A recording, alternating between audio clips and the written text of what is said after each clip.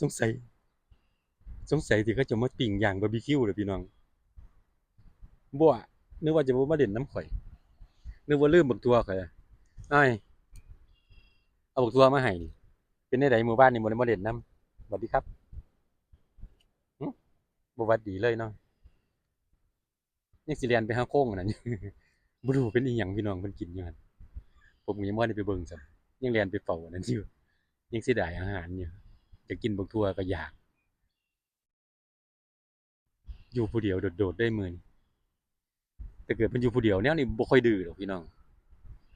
เชื่องเป็นผู้ฮู้ผู้ดีคือหยังเดี๋ยวผมสิพายับเข้าไปเบิ่งกันบ่รู้เพิ่นกินอีหยัง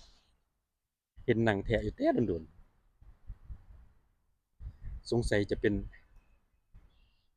โอ้โครงหมูโครงหมูหรืออีหยังเดี๋ยวปล่อยเพิ่นกินก่อนผมก็บ่ทันกล้าเข้าไปใกล้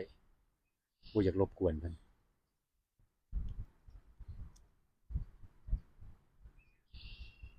กินแต่บักทั่วก็อ้วนบ่แห้งแหละสิไปกินมันหมูเข้าไป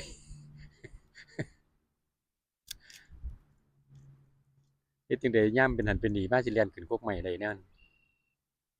ฮะหมู่ไปไสเบิดมื้อนี่บ่มีโตมาให้กวนน่ะเป็นผู้รู้ผู้ดีเนาะนั่งแต่หมอบตอบขาไปเห็นไผก็แพงแนวนี้แต่ว่ามื้อใดหมู่เพิ่นมาได้หลายพี่น้องดื้อคักดื้อแหน่อีหลีเจ้าตัวนี้บ่รู้เขาไปไสเบิดมื้อนี้ปกติแล้วกะรอกน้อยจะหลายขนาดนี้พี่น้องเบิ่งแต่เกิดบ่มีหมู่เพิ่นก็กินละเมียดละไมกินซ่าอือเจ้ากินอิหยังอยู่หั่นเมื่อกี้นี่ฮะได้โครงหมูบ่อันนี้ญาติเอากึบๆน้ำมือเฮาฮอดบ่หวัดดีเบิ่งหน้าตาก็เฮ็ดเป็นร่อยอยู่พี่น้องบ่เป็นตาดื้อแต่อันนั้นจักเม็ดไผเห็นไผก็เป็นตาแพงเดะแนวนี้เป็นตาอุ้มไปเลี้ยงคือเขาเจ้าเว้าไปไปบักอย่างใหญ่บวกบ่ลาเลยบัดเดี๋ยวผมสิพาไปเบิ่งว่าเพิ่นกินอิหยังเห็นเพิ่นอุ้มกินอยู่นี่พี่น้องโอ้มันมันเผาพี่น้องเดี๋ยวผมพาเบิ่งกันบ่แม่นโครงไก่พี่น้องเอกินไก่บาร์บีคิวเสยเนาะตุ๋ยนุ่ยเฉพาะนั่งเห็นน้ำลายเหงียหยดๆอยู่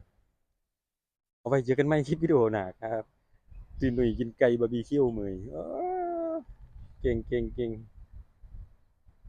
เจอกันไหมครับคลิปวิดีโอหน้าบ๊ายบาย